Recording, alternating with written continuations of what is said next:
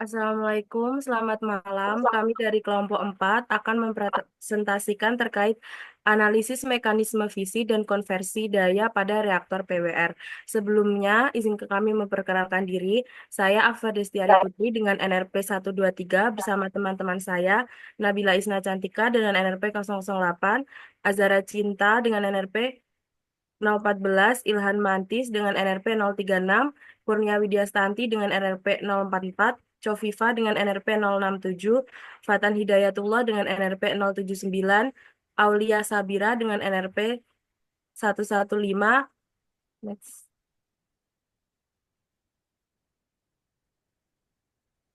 Oke, di sini kami membawa 5 poin. Yang pertama yaitu gambaran umum PWR dan kegunaan fisika nuklir. Yang kedua, radioisotop atau nuklida yang digunakan dan dihasilkan. Yang ketiga, langkah atau cara kerja alat. Yang keempat, langkah atau proses peluruhan dan radiasi radioaktif. Yang kelima, keunggulan dan kelemahan PWR. Oke, yang pertama gambaran umum PWR dan kegunaan fisika nuklir. Next. Apa itu PWR? PWR sendiri yaitu merupakan reaktor air ringan yang menggunakan air sebagai moderator sekaligus pendingin.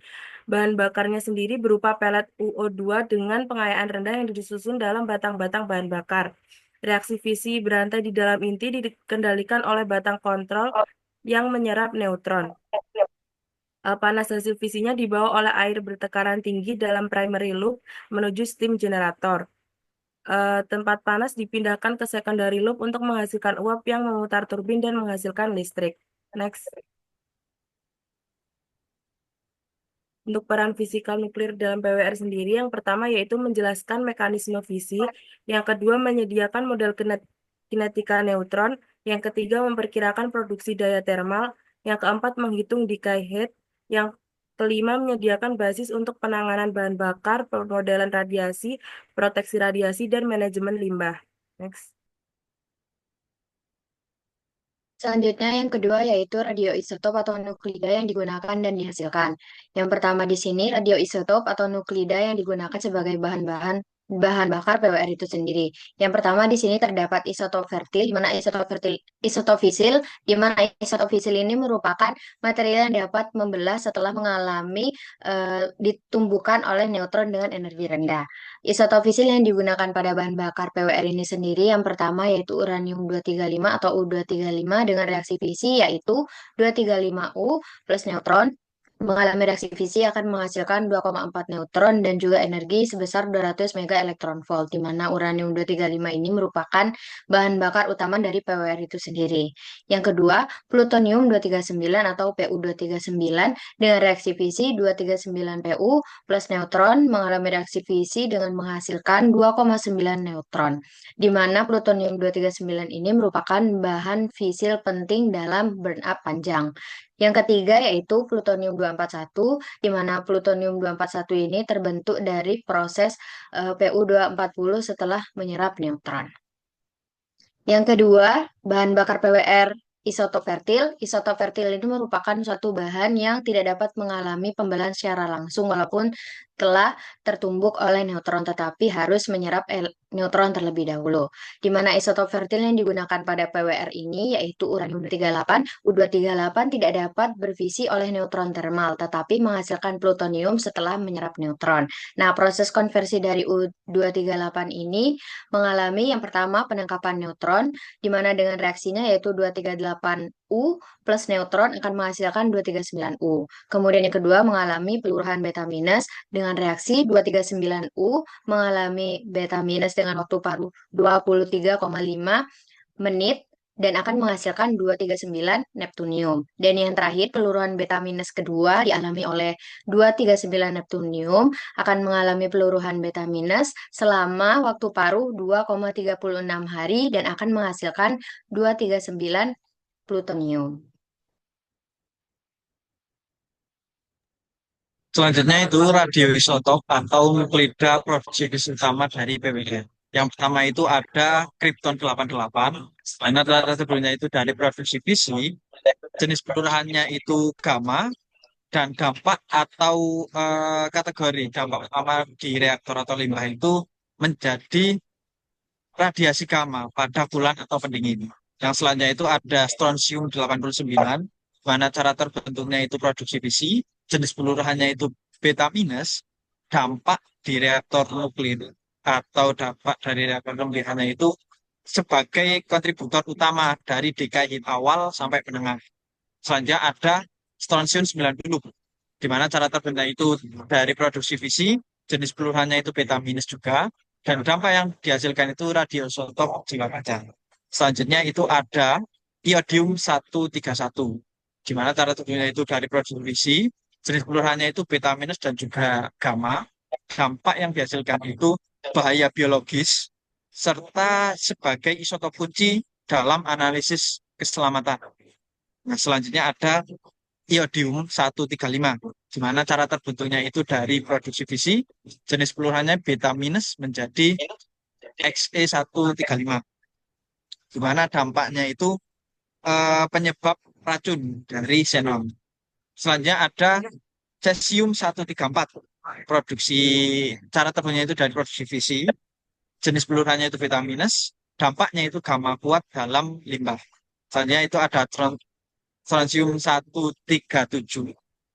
Cara terbentuknya itu dari produksi besi, jenis peluruhannya itu beta minus dan juga gamma. Dampaknya itu radioaktif jangka panjang. Selanjutnya itu ada barium 140. Cara terbentuknya itu dari produksi fisi, jenis peluruhannya itu beta minus, dan dampaknya itu dekai hit awal. Dan yang terakhir itu ada lantanum 140. Cara terbentuknya itu dari Ba140, jenis peluruhannya itu gamma, dan dampaknya itu sumber gamma intens. Next. Nah, selanjutnya itu ada radioisotop atau nuklida produksi fisi racun neutron. Nah, racun neutron di sini maksudnya itu nuklida dengan tau penyerapan neutron yang sangat besar, tetapi dia tidak bisa menghasilkan neutron baru atau tidak fisi. Akibatnya apa? Akibatnya itu mereka menghisap neutron-neutron yang ada yang seharusnya dipakai untuk mempertahankan reaksi berantai yang menyebabkan reaktivitas dari reaktor itu turun. Di sini ada dua isotop. Yang pertama itu xenon 135, di mana cara terbentuknya itu dari beta minus dari iodium 135. Jenis peluruhannya itu beta minus menjadi CS135. Dampaknya itu racun neutron terkuat dengan tau kurang lebih sekitar 3,6 kali 10 pangkat 6 bar. Ini menyebabkan xenon transient, dead time setelah scram, dan fluktuasi daya. Selanjutnya itu ada samarium 149. Cara terbentuknya itu dari Nd149 dengan beta minus menghasilkan PM149 dan menjadi beta minus. Dan lanjutnya menjadi SM149 yang stabil. Nah, jenis peluruhannya itu stabil, yang berarti tidak peluru. Nah, dampak yang dia ditemukan yaitu racun neutron permanen yang menyerap neutron kuat, mempengaruhi reaktivitas jangka panjang dan perencanaan.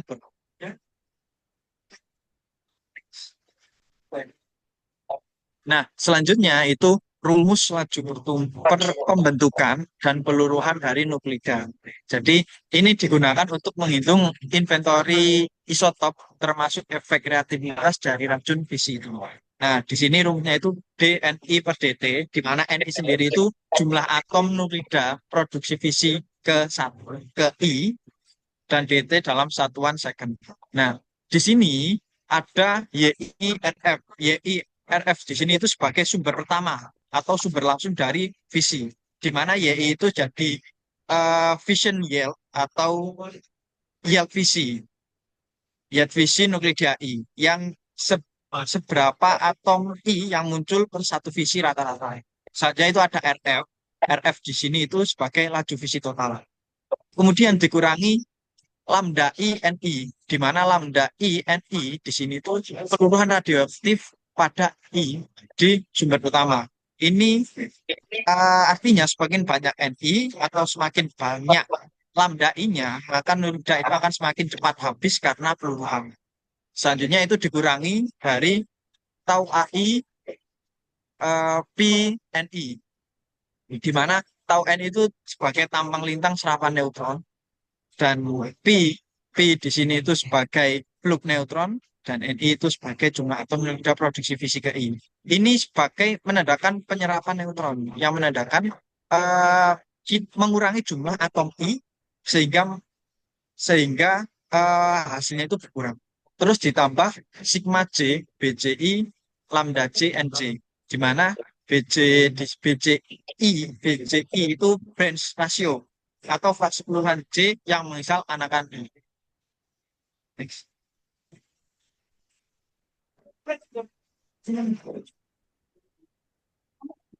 Selanjutnya yaitu langkah atau cara kerja alat. Next. Yang pertama yaitu fisi di teras reaktor. Jadi untuk yang pertama reaksi fisi itu terjadi di teras reaktor. Neutron itu bergeraknya lambat hingga ditangkap oleh uranium-235 yang menyebabkan inti membelah dan menghasilkan panas serta 2-3 neutron baru. Untuk poin yang kedua yaitu transfer panas dari bahan bakar ke fluida pendingin primer. Panas dilepaskan dari palet UO2 ke air primer. Air primer itu dengan tekanan 150 atm disirkulasikan melewati well assembly. Air ini tidak mendidih meski suhunya mencapai 300 derajat Celcius. Untuk poin yang ketiga yaitu pertukaran panas di steam generator. Air primer membawa panas ke steam generator. Yang terjadi di steam generator itu apa? Air primer tetap cair karena tekanannya tinggi. Panas dipindahkan ke air sekunder. Air sekunder berubah menjadi uap yang bertekanan tinggi. Selanjutnya untuk yang nomor 4, konversi energi termal menjadi energi mekanik pada turbin. Nah, uap sekunder yang memutar turbin itu tadi berubah menjadi energi panas dan menghasilkan energi mekanik. Next. Selanjutnya yaitu langkah kelima, pembangkitan energi listrik oleh generator. Nah, seperti yang dijelaskan sebelumnya, energi mekanik berupa rotasi turbin itu terhubung langsung pada generator. Nah, generator inilah yang bertugas mengubah energi mekanik menjadi energi listrik. Nah, prinsip kerja dari generator ini menggunakan induksi elektromagnetik. Selanjutnya langkah keenam yaitu proses kondensasi dan sirkulasi ulang. Nah, setelah uap selesai memutar turbin, uap tersebut kehilangan sebagian besar energi panasnya dan perlu didaur ulang. Nah, uap ini harus kembali menjadi air agar bisa digunakan lagi dan proses ini disebut kondensasi. Nah, kondensasi tersebut terjadi di dalam kondenser di mana uap didinginkan hingga kembali menjadi fasa cair. Selanjutnya yaitu langkah ketujuh yaitu langkah terakhir sistem kendali reaktor untuk menjaga stabilitas operasi. Nah, fokus utama pada langkah terakhir ini itu mengatur laju reaksi fisi di inti reaktor. Nah, pengendali utama ini dilakukan menggunakan control root yang terbuat dari bahan penyerap neutron seperti paduan dari silver, indium, kadmium, ataupun boron. Nah, apabila reaksi terlalu cepat, control root akan dimasukkan lebih dalam untuk menyerap lebih banyak neutron. Nah, apabila reaksinya melambat, control root akan ditarik sedikit untuk meningkatkan jumlah neutron yang bereaksi. Next.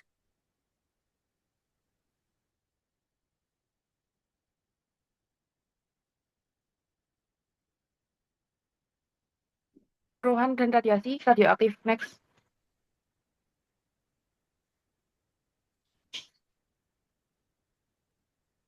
Proses fisika nuklir yang terjadi pada reaktor PWR dimulai ketika neutron menabrak inti dari uranium 235, yang kemudian inti tersebut itu pecah dan mengeluarkan panas.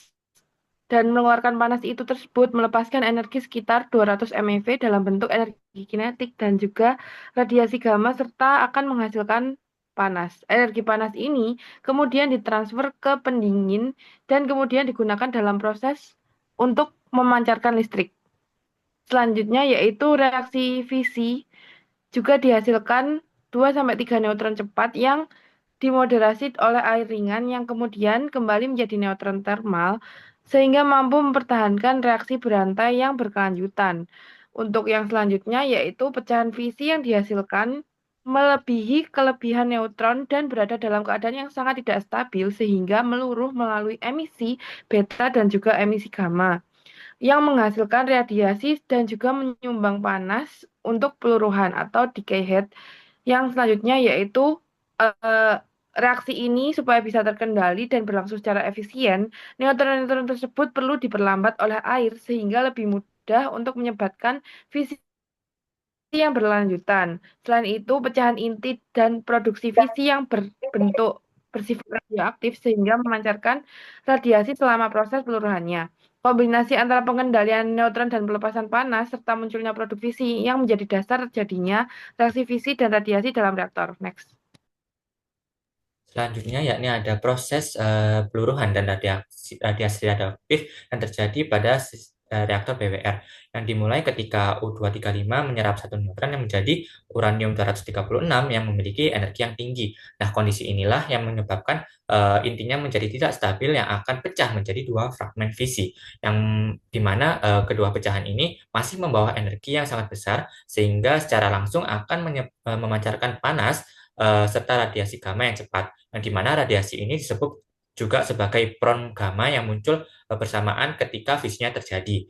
Nah, fragmen fisi yang terbentuk ini kan juga masih belum stabil, yang kebanyakan juga memiliki kelebihan neutron yang kemudian akan meluruh melalui peluruhan beta minus, yang dimana dalam rangkaian peluruhan ini tuh bakal menyebabkan adanya decay head atau menyebabkan adanya panas sisa yang tetap muncul meskipun reaktornya sudah dimatikan. Nah, salah satu peluruhan yang penting dalam reaktor PWR ini itu salah satunya yakni peluruhan iodium 135 menjadi xenon 135 yang dimana xenon 135 ini sudah dijelaskan sebelumnya yang merupakan racun neutron yang dapat menyerap neutron yang sangat besar yang jumlahnya itu bisa naik dan turun selama operasi yang kemudian ini harus dipertimbangkan oleh operator fenomena xenon transient atau perubahan besar nilai xenon ini untuk mengatur kembali ke daya reaktornya. Bisa next. Nah, lalu kemudian ada aktivasi neutron yang dimana neutron pada reaktor ini juga dapat mengaktifasi material lain. Misalnya ketika O16 pada air itu berubah menjadi N16 yang akan memancarkan gamma dengan berenergi tinggi. Nah, di mana aktivasi neutron ini membuat sistem pendingin primer memiliki tingkat radiasi tertentu selama reaktornya berfungsi.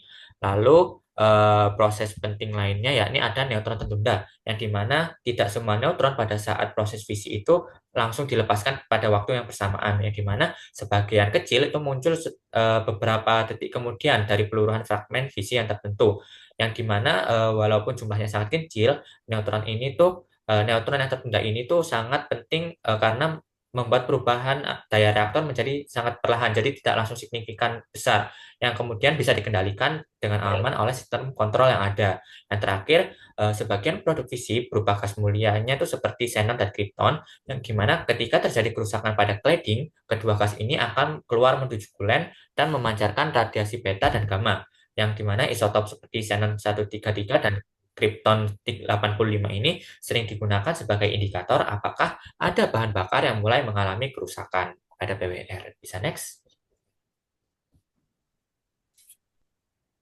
Yang terakhir ada keunggulan dan kelemahan. Next.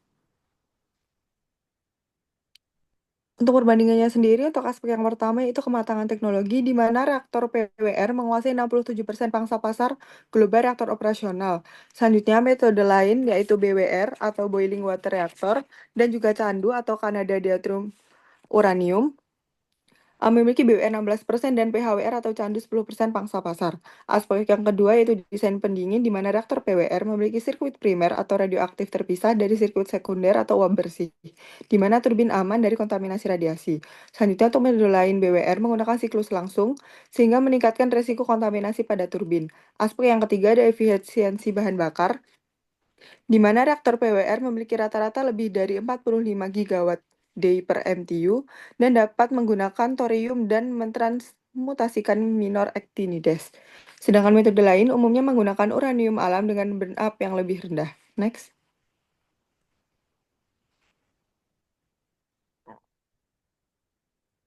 Aspek yang keempat ada fitur keselamatan di mana reaktor PWR pasif generasi 13 memiliki desain baru AP1000 EPR, memiliki pendinginan pasif atau gravitasi, dan core catcher untuk lelehan teras. Sedangkan metode lain memiliki fitur serupa yang dikembangkan di reaktor modern lain. Aspek yang kelima ada kompleksitas komponen di mana reaktor PWR membutuhkan komponen besar steam generator yang mahal dan rentan korosi atau retak. Sedangkan metode lain lebih sederhana karena tidak memiliki steam generator. Aspek yang terakhir ada tekanan operasi di mana reaktor PWR sangat tinggi, kurang lebih 150 atm, dan diperlukan agar air tidak mendidih pada suhu kurang dari 300 derajat Celcius. Sedangkan metode lain beroperasi pada tekanan yang lebih rendah dibandingkan PWR. Next. Ini merupakan daftar pustaka yang kami gunakan. Sekian presentasi dari kelompok kami. Wassalamualaikum warahmatullahi wabarakatuh.